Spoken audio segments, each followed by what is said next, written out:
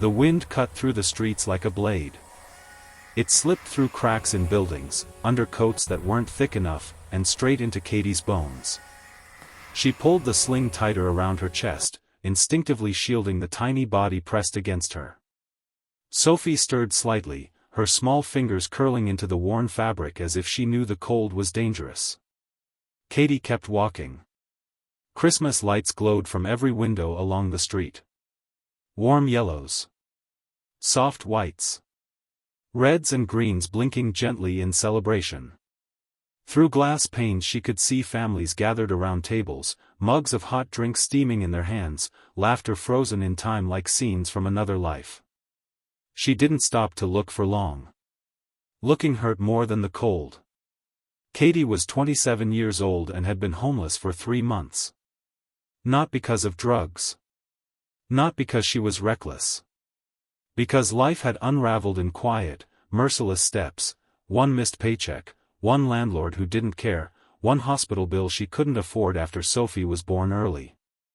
And then everything fell apart. Her sneakers were torn at the soles. Her socks were damp. Every step sent a dull ache through her feet, but she didn't slow down. She couldn't afford to. Standing still meant freezing, and freezing meant danger, for Sophie most of all. Sophie was 10 months old. Blonde hair, pale lashes, soft cheeks flushed red from the cold. She slept now, wrapped in the only blanket Katie owned, her tiny breaths warm against Katie's chest. Katie hadn't eaten since morning. A half piece of bread someone had left behind at a bus stop. But Sophie had milk. Katie had managed that, and that was what mattered. She whispered softly as she walked, more for herself than for the baby. Just a little longer, sweetheart. We'll find somewhere. Her breath came out in pale clouds. The street curved gently, and suddenly the houses changed. The modest homes gave way to tall iron gates, sculpted hedges, and wide driveways dusted lightly with frost.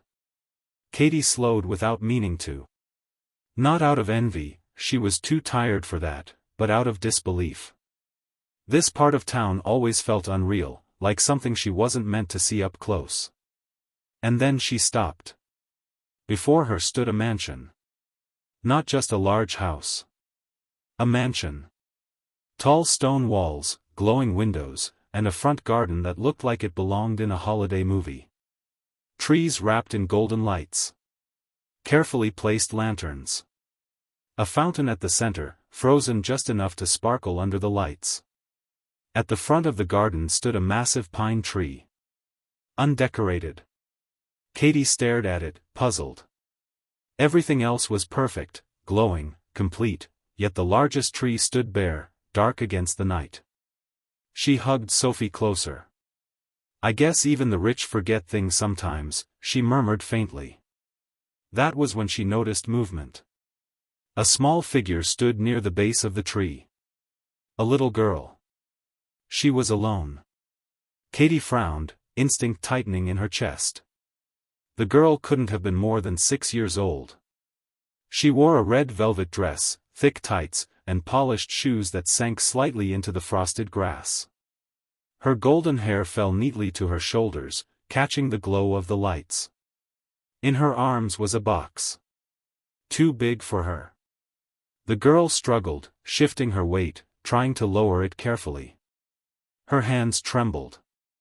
The box tipped. Ornaments spilled across the lawn. Silver balls rolled in different directions. Golden stars caught the light as they fell. Red bows scattered like dropped petals. The girl froze. She didn't cry. She didn't call out. She just stood there, staring at the mess as if her body had forgotten what to do next. Katie's heart clenched. The little girl knelt slowly and picked up one ornament, a silver ball. She stood, walked carefully to the tree, and reached for a low branch. Her fingers fumbled with the hook. She tried again. And again. The ornament slipped. It hit the ground with a soft, hollow sound and rolled away. The girl inhaled sharply. She bent to retrieve it, her movements growing quicker, less controlled. She tried again, her hand shaking now. It fell. Her breathing changed. Katie recognized it immediately. The girl dropped the ornament and brought her hands to her ears. Her shoulders rose and fell rapidly as she rocked slightly on her heels, eyes squeezed shut. A small sound escaped her throat, not a cry, but something tight and overwhelmed. Katie didn't think. She just reacted. She glanced around. The mansion was silent. No adults. No voices. No movement behind the glowing windows. The iron gate was slightly open. Katie hesitated only a second. She pushed it gently and stepped inside. The girl didn't notice at first. She was still rocking, her breath uneven, the lights too bright, the world too loud even in its quiet. Katie stopped several feet away and lowered her voice, careful, calm. "Hi there." The girl startled and turned sharply, fear flashing across her face. She took a step back, eyes wide. Katie raised her hands slowly, non-threatening. "It's okay. I won't come closer if you don't want me to." The girl stared at her. Then her gaze dropped to the sling, to Sophie's sleeping face peeking out from the blanket. The tension in her shoulders softened, just a little. Katie crouched down, keeping her movements slow. "I saw your ornaments fall," she said gently. "That happens sometimes. They're tricky." The girl hesitated, then nodded once. "They won't stay," she whispered. Katie smiled. "They don't always listen, do they?" The girl glanced toward the scattered decorations, then back at Katie. After a long pause, she spoke again, barely audible. "Can you help?" Katie's chest tightened. "Of course," she said immediately. "I'd love to." She knelt down and began picking up the ornaments, placing them carefully back into the box. Sophie shifted slightly but didn't wake. After a moment, the girl knelt too. They worked in silence at first. Then Katie spoke again. "I'm Katie. And this is Sophie." The girl looked at the baby. "I'm Zoe," she said. "That's a beautiful name." Zoe didn't respond, but her lips twitched, almost a smile. When the ornaments were gathered, Katie stood and took a silver star. "Which one should we start with?" Zoe pointed. "That one." Katie reached up and hung it on a sturdy branch, not too high, not too low. She stepped back. "What do you think?" Zoe studied it intently. Her head tilted. Her breathing slowed. "It's good. It's perfect," Katie said. She handed Zoe a red ornament. "Want to try this one together?" Zoe took it carefully. She chose a lower branch and hung it herself. It stayed. Her eyes widened. "It worked." Katie grinned. "You did that." Something changed then. Zoe stood a little taller. She picked another ornament, then another. When she couldn't reach, she pointed and Katie helped. When she could, she did it herself. The tree slowly came alive. Lights reflected in Zoe's eyes. Her movements grew more confident. Her breathing steady. Sophie woke up. She made a small sound, curious, blinking up at the lights. Zoe noticed immediately. "She's tiny." "She is," Katie said softly. "She likes lights." Zoe reached out hesitantly and touched Sophie's foot. Sophie kicked and giggled. Zoe laughed too. A real laugh. And in that moment, under glowing lights and falling frost, two lives that had never been meant to meet crossed paths. Neither of them knew it yet, but nothing would ever be the same. The night felt different now. The cold was still there, biting at Katie's fingers and creeping through the thin fabric of her jacket, but something warmer sat beneath it, something she hadn't felt in a long time. Purpose. Zoe stepped back from the tree, her small hands clasped together in front of her chest. The lights shimmered against the ornaments, gold and silver reflecting softly across her face. She walked slowly around the tree, studying every decoration like it mattered deeply where each one lived. "This one is my favorite," she said, pointing to a silver ball near the middle. "And this," she added, moving a step to the left. "And this one too." Katy smiled, watching her. "They're all beautiful," she said. "You chose them really well." Zoe nodded, satisfied. Sophie made a small sound in the sling, stretching her fingers. Her eyes followed the blinking lights with fascination. Zoe noticed again, immediately drifting closer. "She's awake." "Just barely," Katy said. "She likes shiny things." Zoe leaned closer, careful, deliberate. She touched Sophie's foot again, gentler this time. Sophie responded with a happy squeal, kicking both legs. Zoe laughed softly, covering her mouth as if surprised by the sound. "She likes me," Zoe said. "She does," Katy replied. "Babies are good judges of people." Zoe stood there for a moment, watching Sophie's tiny hands wave in the air. Then she turned back to the tree, energized, grabbing another ornament. They worked together in an easy rhythm. No rush. No pressure. Just quiet cooperation. Katy didn't direct Zoe. She didn't correct her choices or hurry her along. She simply followed Zoe's lead, placing ornaments where Zoe pointed, stepping back when Zoe wanted to try herself. The tree filled out beautifully. At last, Zoe reached for a small switch near the base. "Ready?" she asked. Katy nodded. Zoe flipped it. The lights came on fully, glowing warm and bright, wrapping the tree in a soft golden halo. Zoe gasped, her hands flying to her chest. "It's perfect." Katy felt something tighten behind her eyes. "It really is," she said. They stood there in silence, looking at it together. The mansion behind them remained quiet, unaware of the transformation that had just happened in its front yard. Zoe broke the silence. "Are you cold?" Katy hesitated, then nodded. "A little." Zoe frowned. She slipped her hands into the pockets of her red dress, then looked toward the house. "My daddy has lots of coats," she said seriously. "Big ones." Katy smiled gently. "That's kind, but I'll be okay." Zoe looked unconvinced but didn't argue. She turned her gaze back to the tree, then to Sophie, then back to Katy. "Are you leaving now?" The question landed heavier than Zoe probably intended. Katy swallowed. She needed to go. Night had fully settled, and the cold would only worsen. She still had to find a place to sleep, somewhere sheltered enough to keep Sophie warm. "I do need to go," Katy said softly. Zoe's shoulders drooped. She stared at the ground, her fingers twisting the hem of her dress. "Will you come back?" she asked.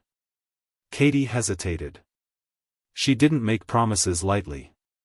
Life had taught her how fragile promises could be. But she looked at Zoe, at her bright eyes, the tree they'd built together, the joy still lingering in her expression. "Yes," Katy said. "I'll come back tomorrow." Zoe's head snapped up. "You promise?" Katy knelt down so they were eye level. "I promise." Zoe smiled, relief washing over her face. Without warning, she stepped forward and wrapped her arms around Katy. It was brief. Tight. Almost desperate. Katy hugged her back carefully, keeping Sophie protected between them. When Zoe pulled away, she waved shyly. "Tomorrow," she said. "Tomorrow," Katy echoed. Katy walked back through the gate, glancing over her shoulder once. Zoe stood by the glowing tree, waving until Katy turned the corner. The street felt colder again, but lighter. For the first time in months, Katy smiled as she walked. Jonathan Blackwood parked his car inside the garage and turned off the engine. The silence hit him immediately. He sat there for a moment, rubbing his eyes, exhaustion weighing down his shoulders. Meetings. Calls. Endless decisions that affected thousands of people, but never the one person who mattered most. He stepped out of the car and entered the house through the side door. "Zoe?" he called softly. No answer. Normal. He hung up his coat and loosened his tie. As he turned toward the stairs, a voice stopped him. "Daddy." Jonathan froze. He turned slowly. Zoe stood in the living room doorway, wearing her red dress, her face glowing with excitement. "Zoe," he said, stunned. She never waited for him. Never greeted him like this. "Come see," she said, grabbing his hand. She pulled him toward the front window. Jonathan looked outside. The tree. It was fully decorated, beautiful, glowing, perfect. His breath caught. "You decorated it?" Zoe nodded eagerly.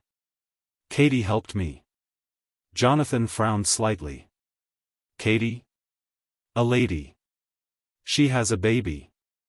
Sophie." Jonathan knelt in front of Zoe. "A lady came here today?" "Yes," Zoe said, nodding. "She was very nice. She helped me. I couldn't do it alone." Jonathan felt a ripple of unease.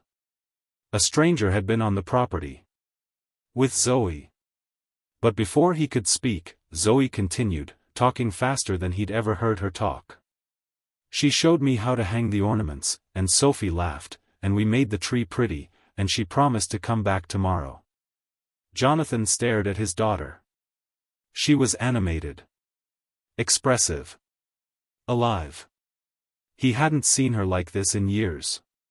"Where is she now?" he asked carefully. "She left. But she promised." Jonathan stood and looked back at the glowing tree. Whoever Katie was, she had done something remarkable. She had reached Zoe. "Okay," he said finally. "If she promised, then we'll see her tomorrow." Zoe smiled and hugged his leg. Jonathan froze. Zoe didn't hug.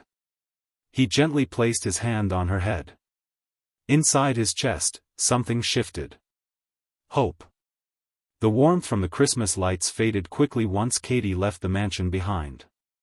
With every step she took down the quiet street, the world returned to what it was, dark, cold, and unforgiving. The houses thinned out, the glow from the windows disappearing one by one until only street lamps remained, flickering weakly against the night. Sophie slept deeply against her chest, unaware of the cold or the hunger or the weight her mother carried with every breath. Katie kept walking. She reached the town square just as the church bells chimed 8 times. The sound echoed across the empty plaza, hollow and lonely. A grocery store on the corner was still open, its bright fluorescent lights spilling onto the sidewalk. People came and went carrying bags full of food, meat, bread, sweets, things Katie could barely remember the taste of. She stopped near the entrance. "Excuse me," she said quietly to a man in a heavy coat. "Do you have any change? I need milk for my baby." He didn't slow down. She tried again. A woman clutched her purse tighter and hurried past. Katie closed her eyes briefly, swallowing the familiar sting of humiliation. She hated asking. Every time felt like another piece of herself slipping away. "Mississippi." She opened her eyes. An elderly woman stood in front of her, holding a small bag of groceries. "For the baby," the woman said, pressing a few coins into Katie's hand. Katie's throat tightened. "Thank you," she whispered. "Thank you so much." The woman smiled and walked on. The coins weren't much, but they were enough. Katie entered the store and bought 2 small cartons of milk. At the checkout, the cashier looked at her clothes, then at Sophie, then scanned the items without a word. Outside, Katie sat on a cold bench and poured the milk into a bottle. She warmed it between her hands, rubbing them together to fight the numbness. Sophie woke and drank eagerly.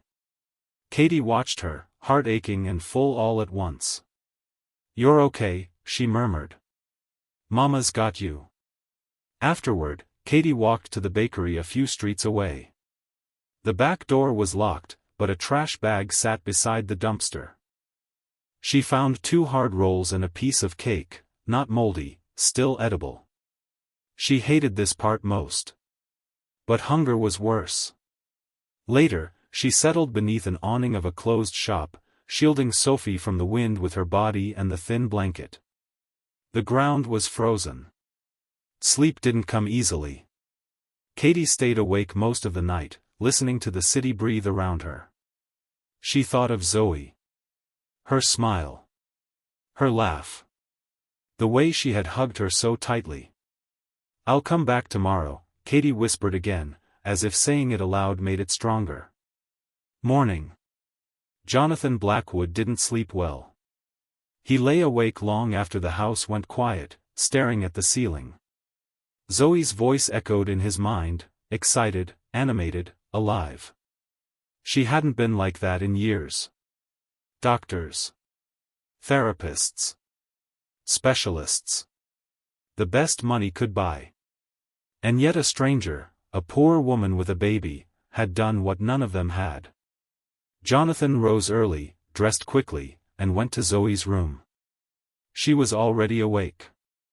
"Is today tomorrow?" she asked. He smiled faintly. "It is." "Will Katie come back?" Jonathan hesitated. "I don't know," he admitted. "But I want to find her." Zoe's eyes widened. "You will?" "Yes," he said. "If she helped you." "I want to thank her." Zoe nodded solemnly. "She's nice." Jonathan spent the morning searching. He spoke to security. Checked cameras. The footage showed Katie entering through the gate, helping Zoe, leaving quietly with her baby. No theft. No suspicious behavior. Only kindness. Jonathan sent his driver into town with instructions: find a woman with a baby, sleeping rough, asking for milk. Hours passed. Zoe sat by the window, watching. Midday. Katie woke stiff and sore. Sophie cried softly, hungry again. Katie had 1 roll left. She fed Sophie, then took a few small bites herself. The sound of a car stopping nearby made her look up. A black sedan idled at the curb. A man stepped out. Well-dressed. Expensive coat. Concerned expression. "Katie?" he asked gently. Her heart pounded. "Yes?" "I'm Jonathan Blackwood," he said. "My daughter Zoe, you helped her yesterday." Katie froze. "I just helped decorate a tree," she said quietly. Jonathan shook his head. "You helped my daughter smile," he said. "And I can't thank you enough." Katie held Sophie tighter. "I promised I'd come back today," she said. Jonathan smiled. "She's waiting." Katie hesitated before getting into the car.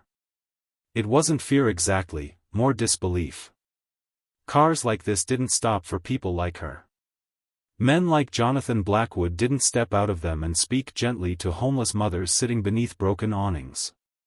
But Zoe was waiting. Katie adjusted the sling, making sure Sophie was secure and warm, then nodded. "Okay," she said softly. The ride was silent at first. The heater hummed gently, warm air filling the car.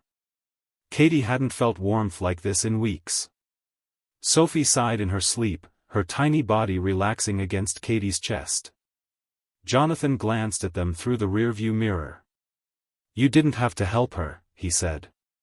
"You could have walked away." Katie stared out the window. "She needed help," she replied simply.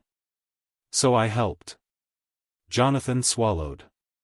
When they pulled into the driveway, Zoe was already there, standing by the front door in her red coat, bouncing slightly on her toes. She spotted the car. Katie. She ran forward, stopping short only because she remembered her manners. Her hands clenched together, eyes shining. "You came," she whispered. "I promised," Katie said. Zoe smiled so wide it looked like it might split her face in two.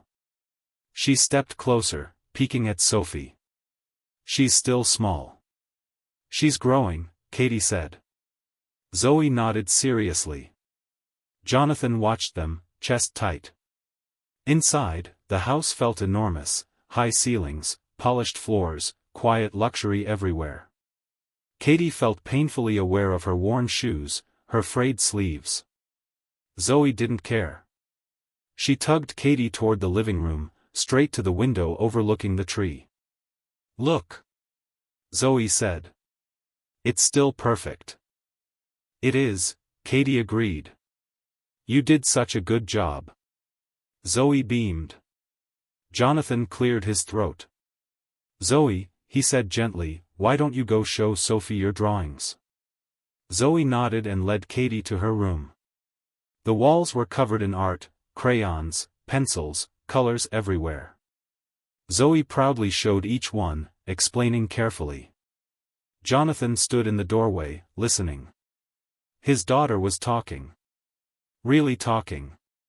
After a while, Zoe sat on the bed beside Katie, her voice soft. "Can you stay a little?" Katie's chest tightened. "I can stay for a bit." Zoe nodded, satisfied. Jonathan stepped forward. "Katie," he said quietly. "May I speak with you?" She followed him to the kitchen. He poured her a cup of tea and handed her a plate with food, toast, eggs, fruit. Katie stared. "For Sophie too," he added quickly. Katie's hands shook as she took the mug. "Thank you," she whispered. They sat. "I watched the security footage," Jonathan said. "You didn't know you were being watched, and you still treated Zoe with patience and kindness." Katie looked down. "She deserves that." Jonathan nodded. "Where did you sleep last night?" Katie hesitated, then told the truth. "Outside. Under a store awning." Jonathan closed his eyes briefly. "And tonight?" he asked. "I don't know yet." Silence stretched between them. Finally, Jonathan spoke. "I want to help you." Katie stiffened. "I'm not asking for charity," she said quickly. "I can work. I know," Jonathan interrupted gently. "That's why I want to offer you something different." He slid a paper across the table. "A job," he said. "As Zoe's live-in caregiver. Room. Food. Medical care for Sophie. A salary. Stability." Katie stared at the paper, her vision blurring. "I don't have papers," she said. "I don't have references." "You have my daughter's smile," Jonathan said firmly. "That's enough." Tears spilled down Katie's cheeks. "I don't know how to thank you." Jonathan shook his head. "You already did." From the hallway, Zoe watched, clutching her teddy bear. "Daddy," she said softly. "Katie can stay?" Jonathan looked at her, then back at Katie. "Yes," he said. "If Katie wants to." Katie nodded, unable to speak. Zoe ran forward and hugged her.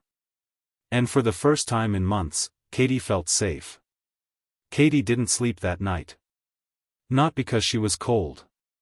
Not because she was hungry.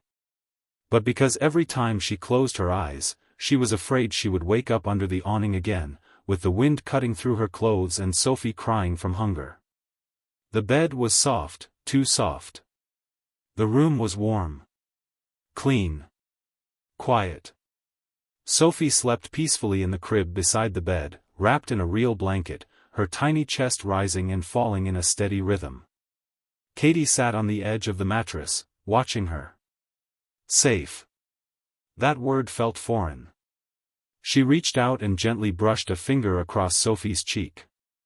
The baby stirred but didn't wake, letting out a small content sound. Katie pressed her lips together to keep from crying. The days that followed. The changes came slowly at first. Jonathan didn't overwhelm Katie with rules or expectations. He gave her space. Time. Trust. A room of her own. Regular meals. A doctor's appointment for Sophie within the first week. Warm clothes. Clean diapers. Things Katie had prayed for quietly every night without believing they would ever come. Zoe was the one who changed the fastest. She woke up earlier now. She waited for Katie outside her room every morning, clutching her teddy bear. Can we draw today? Can Sophie watch? Can we decorate the little tree again? Katie learned Zoe's rhythms, what overwhelmed her, what calmed her, how to give her space without making her feel alone. There were no grand gestures. Just patience. And consistency. Zoe began speaking more. Not all at once. Not magically. But enough that Jonathan noticed. Enough that doctors noticed. Enough that therapists started asking different questions. What are you doing differently? One asked. Jonathan looked through the glass wall into the playroom, where Katie sat on the floor with Zoe and Sophie between them, stacking blocks slowly, quietly. Listening, he said. The moment Jonathan truly understood. One evening, months later, Jonathan came home early. The house was filled with soft laughter. He stopped in the hallway. In the living room, Katie sat cross-legged on the rug. Sophie crawled clumsily between her knees. Zoe stood nearby, holding a small ornament. A silver star. The tree? Jonathan asked softly. Zoe nodded. I want to show Sophie. Katie lifted Sophie carefully. Ready? She asked Zoe. Zoe nodded seriously and hung the star on the small indoor tree Jonathan had bought after Christmas, because Zoe had asked. When it stayed in place, Zoe clapped. Sophie squealed. Katie laughed. And Zoe laughed too, open, free, unrestrained. Jonathan felt his throat tighten. He stepped forward without thinking. Zoe turned. Daddy, she said. We did it together. Those words hit harder than any business deal, any achievement, any success Jonathan had ever known. Together. Later that night, Jonathan sat alone in his study. He opened a file on his computer. And then another. And another. He made calls. Cancelled meetings. Rescheduled plans. For the first time in years, his priorities shifted, not dramatically, not loudly, but completely. 1 year later, Christmas Eve. The mansion glowed again. But this time, it wasn't just lights. It was laughter. Katie stood in the kitchen, stirring soup while Sophie toddled around her legs, now nearly 2 years old, babbling happily. Zoe sat at the table, coloring carefully. Jonathan watched from the doorway. The front yard tree stood tall and full, decorated not by staff, but by 3 people who mattered. Katie stepped outside, pulling on her coat. Zoe followed, carrying the familiar ornament box. Same star first? Katie asked. Zoe nodded. Same star, she said. They hung it together. Jonathan stood back, watching. Then, something unexpected happened. Zoe turned to him. Daddy, she said. Yes, sweetheart. Can you help too? Jonathan froze. Zoe had never asked that before. He stepped forward slowly. Of course. Zoe handed him an ornament. Here. Jonathan took it with trembling hands and placed it on the tree. When he stepped back, Zoe reached for his hand. And held it. No flinching. No pulling away. Just trust. Jonathan's breath caught. Tears filled his eyes, but he didn't hide them. He knelt beside Zoe. "Thank you," he whispered. "For what?" Zoe asked. "For letting me be part of this." Zoe smiled. Katie watched from a few steps away, Sophie in her arms. Jonathan stood and turned to her. "Katie," he said quietly. "There's something I want to do." She stiffened slightly. He held out a folder. Inside was a deed. "This house on the east side," Jonathan said. "Near the park. It's yours." Katie stared. I can't." "You can," he said gently. "And you should. You gave my daughter a life I couldn't buy." Tears streamed down Katie's face. "I was homeless," she whispered. "I had nothing." Jonathan shook his head. "You had everything that mattered." Zoe stepped forward and hugged Katie. "Family," she said. Katie hugged her back, sobbing. Sophie clapped, not understanding, but feeling the joy. The lights flickered on. The tree glowed. And in that moment, everyone watching, everyone listening, would understand. Kindness doesn't change lives loudly. It changes them forever.